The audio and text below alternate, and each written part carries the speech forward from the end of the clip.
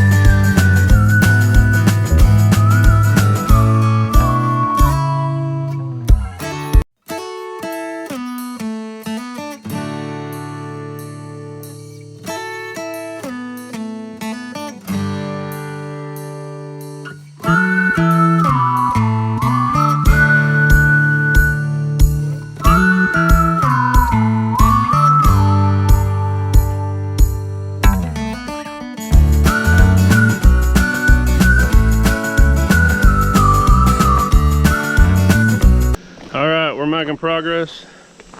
As you saw, I got the whole outside of the truck rinsed off, and I really pressure washed under the hood the best that I could. Turned out pretty good. It wasn't super dirty to begin with, but I did get quite a bit of dirt and stuff off of it, so it's a lot better. We're on our way. And then I brought the transmission out here while I got the pressure washer fired up and ready to go. And that bottle I was squirting on here is just diluted simple green. So I don't know if that's gonna work.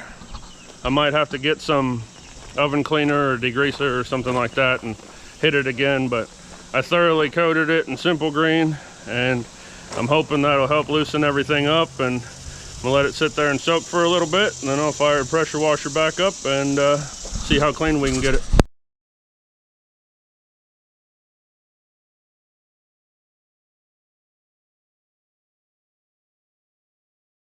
All right, simple green did a pretty decent job. Soaked in there, got a lot of it off. It looks way better than it did, but not as good as I want it to.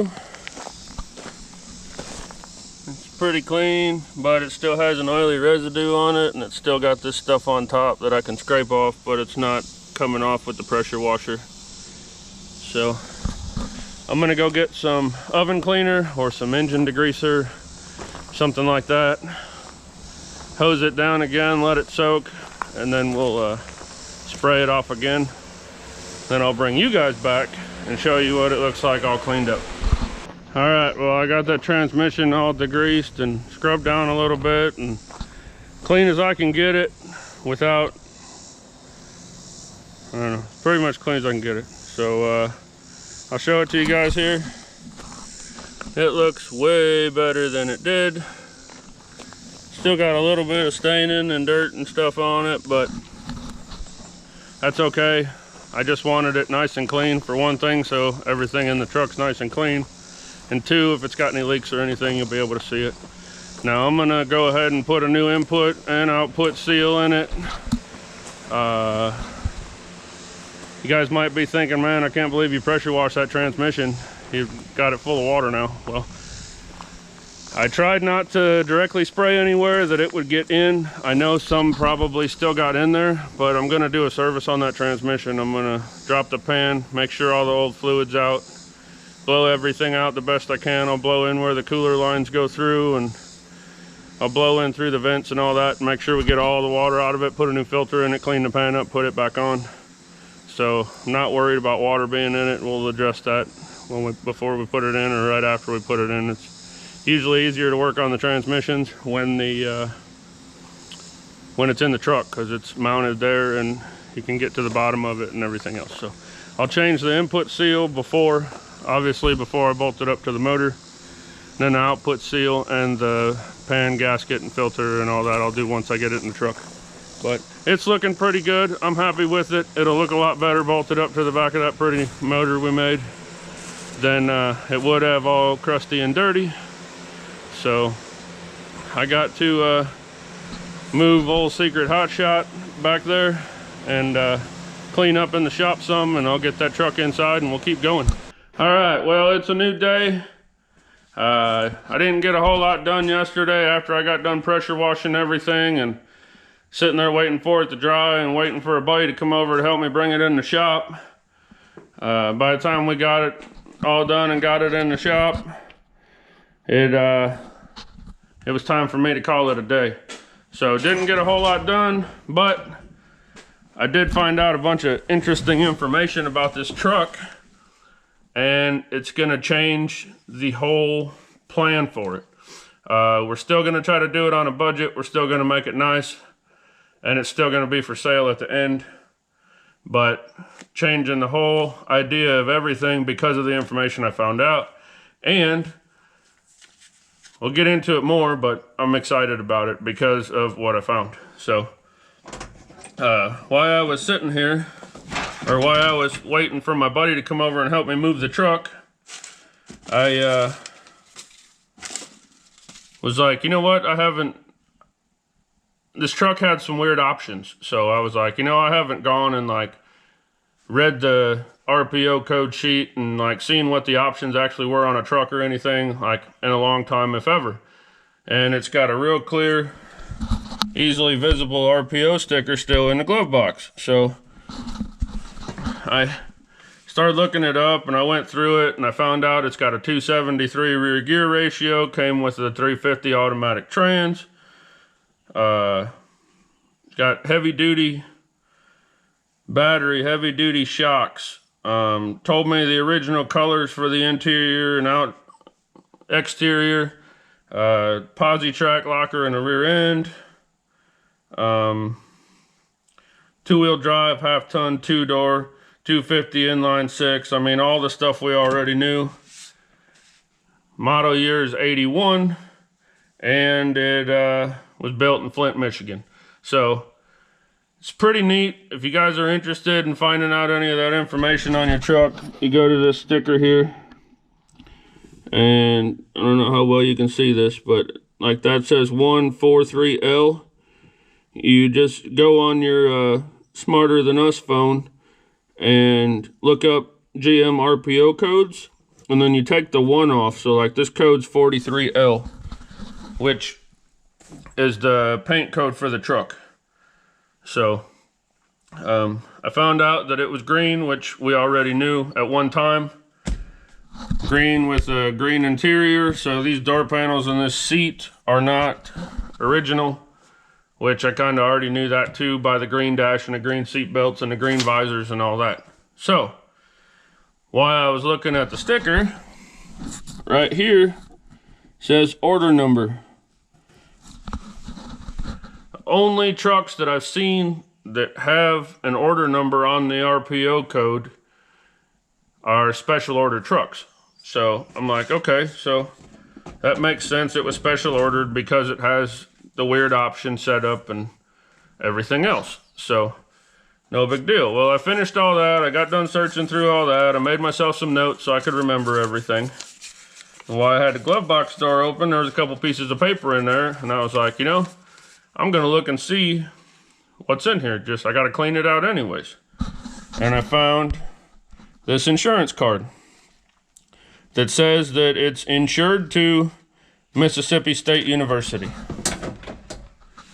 So that kind of got my attention, like, Mississippi State University. Apparently they own this truck. And then I remembered when I was power washing it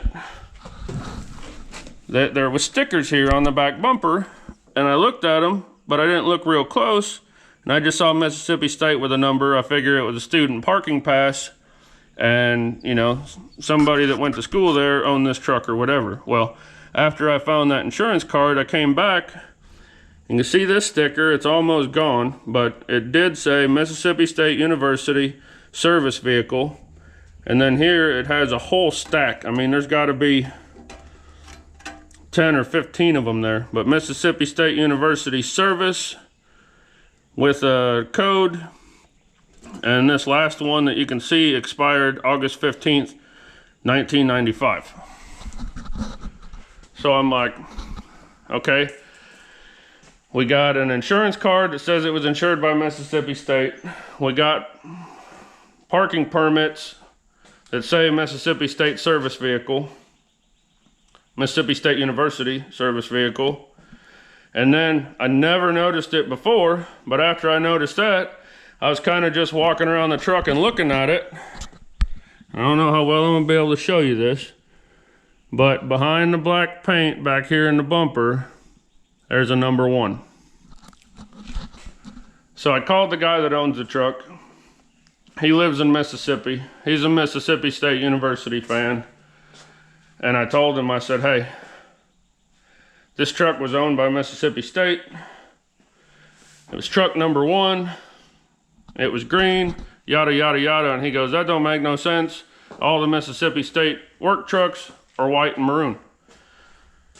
So I'm like, well, this one was clearly green. Maybe it was part of the forestry department of the school or the landscaping crew or something along those lines. So he had a buddy that worked for Mississippi State on the grounds crew. So he called him up and said, hey, we got this truck. We think it was a state truck or a school truck, yada, yada, yada. But it's not white. And the guy goes, no, up until a certain time, all the grounds crew trucks were green. And the school ordered them all, special order. They weren't just, you know, bought off the lot. They special ordered them in green, blah, blah, blah. All the stuff I knew it was special ordered in green, and so on and so forth. But that just confirmed why the truck's green and not white and maroon. So it all panned out. I don't know if you guys can tell, but I'm pretty excited about this. Like, I'm not a Mississippi State University fan or anything like that, but it's cool that the truck was special ordered by the school and yada, yada, yada. So that being said, it doesn't really mean nothing to anybody really. I'm excited about it. The owner of the truck's excited about it. And we've decided, instead of just making this the flip truck and, you know, cleaning it up and making it nice to sell it, we're still going to clean it up and make it nice to sell it, but it's going back to green. We're going to redo the door panels in the seat so that they're the original green. And it's going to get the paint scheme that it had when it was at Mississippi State. And this is where I need your guys' help. If anybody is really good on the computer or has nothing better to do and wants to sit on Google or whatever search engine for hours and hours and hours, we're trying to find a picture. Doesn't have to be this exact truck, but a picture of an early 80s square body as a Mississippi State University service truck. Because I know they had some kind of logos on the doors, and I know the guy that used to work there said they were green and white. So I know the majority of this truck is green. I don't know if it had a white roof.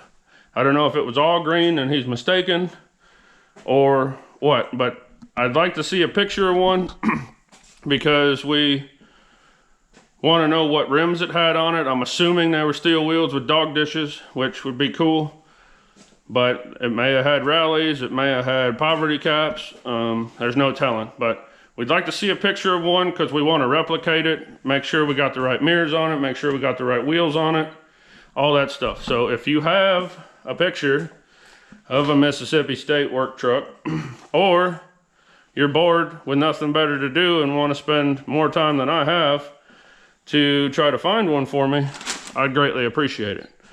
So we're gonna basically do a restoration, but I've told you guys before, this truck had a 250 inline 6 in it.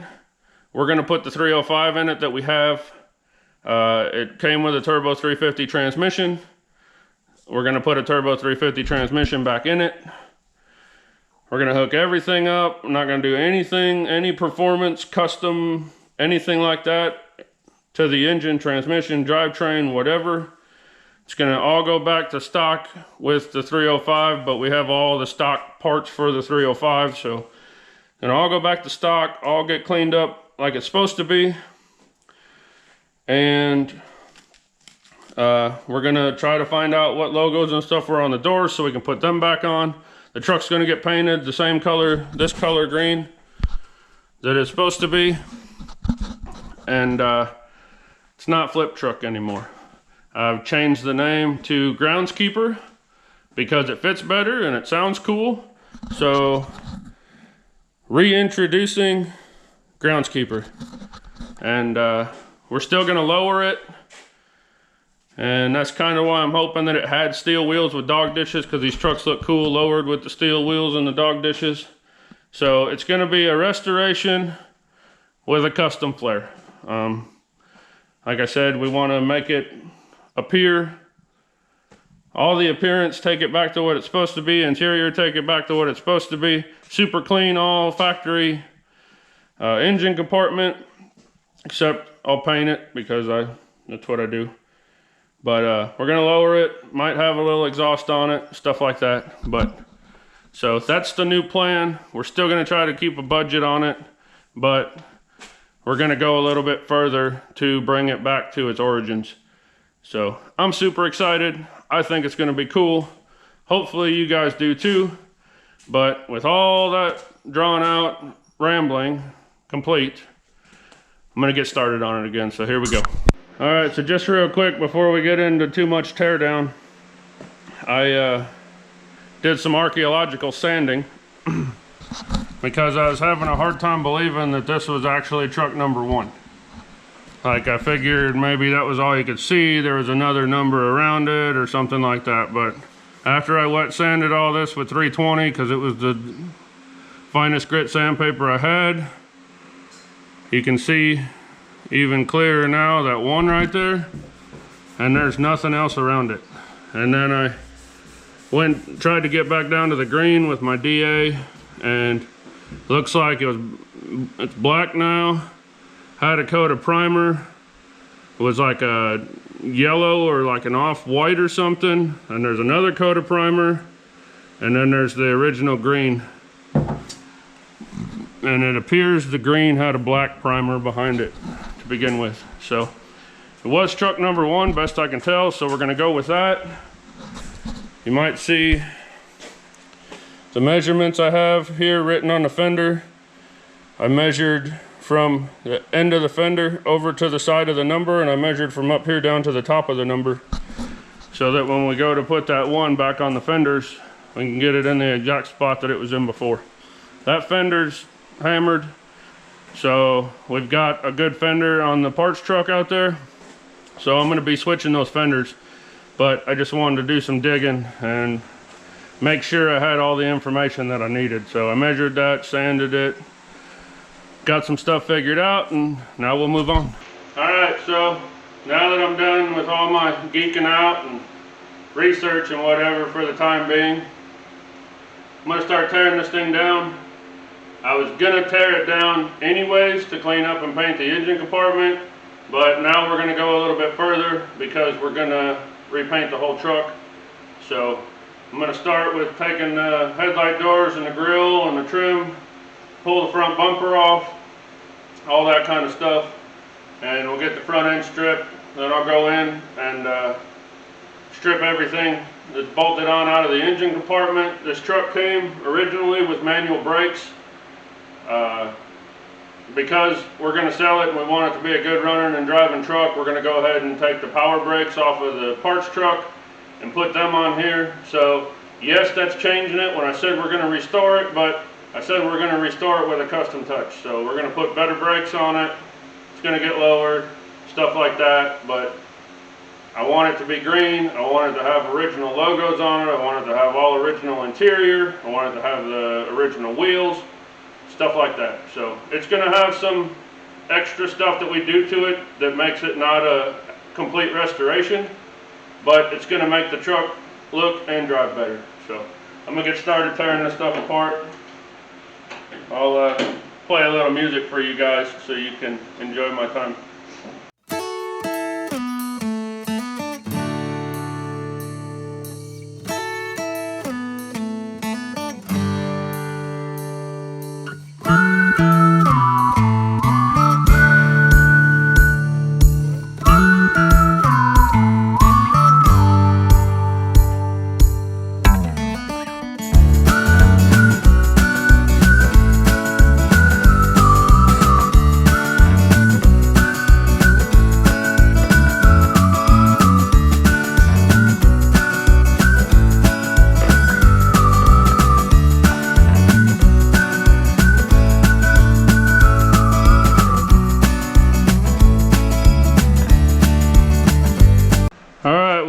I don't know what happened, but where the time lapse ended, I took a break to go and hydrate and cool off for a minute in front of the fan, and I walked back in here and the truck was half blown apart.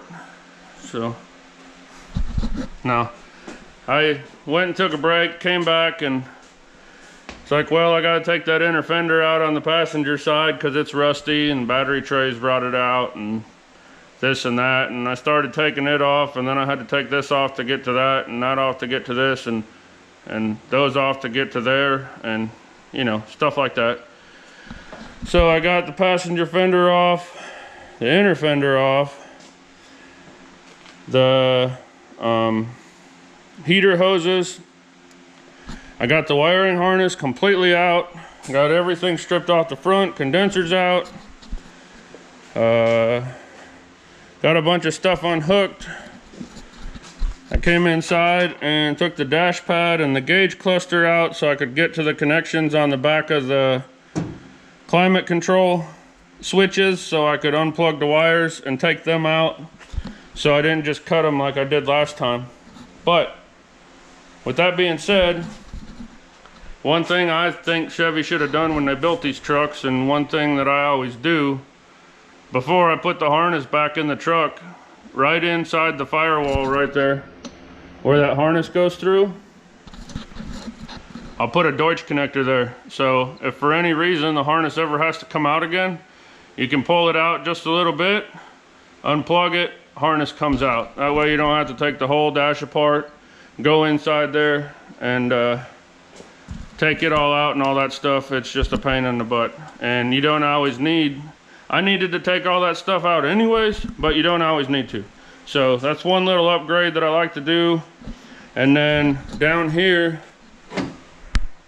this right here is your rear lights, and this is your fuel sending unit wire. Once again, just to pull the harness up here, I didn't want to have to pull all the wires all the way back, unhook it from the fuel tank, which you pretty much have to drop unless you got really skinny arms to get up there to it. So I'll put a connector there also, just like I did on Dirty. That way if you got to take the engine harness or the front harness out, you can unplug it, take it out. So I originally, even as of earlier today when I made the other part of the video explaining that we were changing pace on this truck, I wasn't planning on going this far. I have to pull this driver fender off because it's hammered in the front and it's got a hole in it where it used to have one of them lock knob security systems on it. So I was pulling that off anyways. The passenger side inner fender was all rotted out underneath the battery like they always are, so I was going to take it off, and then I was like, you know what, we're going to make this truck nice. I'm going to lower it, all that kind of stuff, clean up the engine, the frame and all that, and paint it up. It'd be a lot easier to do with the front clip out of the way. So I'm stripping it down. I'm pretty close. We're going to power brakes, so the brake booster's got to come off. I'm going to take the wiper motor off just because I'm going to paint the firewall, and that'll make that easier. I'll pull this cowl off, this, wiper arms, all that stuff, so that when we go and paint it, it's a lot easier to do. So, and since we're going to body work and paint the truck, windshield's got to come out. I'm taking the doors off. I'll probably pull the bed. So, doing a lot of stripping, and I'm bouncing back and forth, inside, outside, front, back, left, right. So it's kind of hard to keep up with the camera everywhere I go because I start working on one thing and it's connected from this side to that side, so I move over there. And not to sound selfish or anything, but it'd probably add about 3-4 hours to my strip down filming everything. So I figure I'm just going to get it tore down. The cool part, in my opinion, is all the things that you fix and recreate and restore and all that, and when it goes back together. So that will be very well documented on here. But as far as tearing it down, I'm busting bolts out, throwing them on the floor, and carrying on. So that's exactly what I'm gonna do, and I'll update you again in a little bit. All right, well, made some pretty good progress today.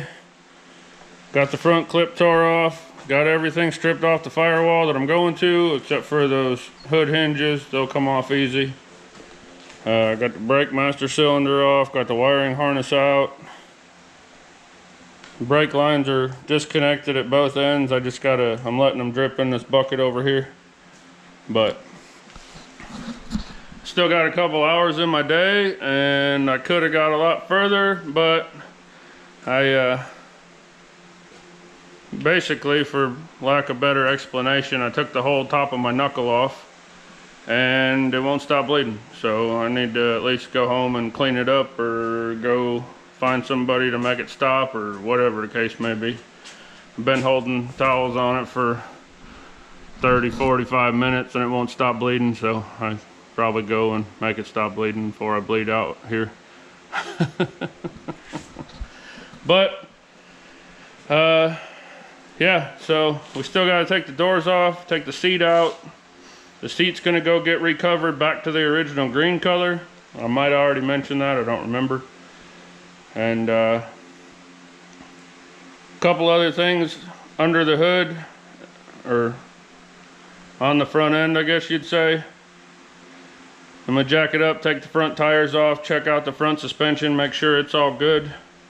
And then we can start cleaning everything up and getting it ready to paint, and I'll document that whole process for you. In the meantime, I'm gonna go stop bleeding, get this video edited, get it up for you guys. If you're subscribed, thank you. If you're not, please do. Leave me a comment, hit the like button. Let me know what you think about this turn of events from flip truck to greenskeeper. Like I said, I think it's cool.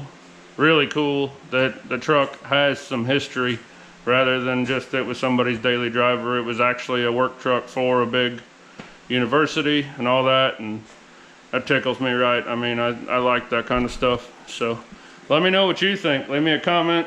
Let me know what you think about it, and all the other stuff. But that's gonna do it for this video. Y'all have a good one, and we'll see you next time.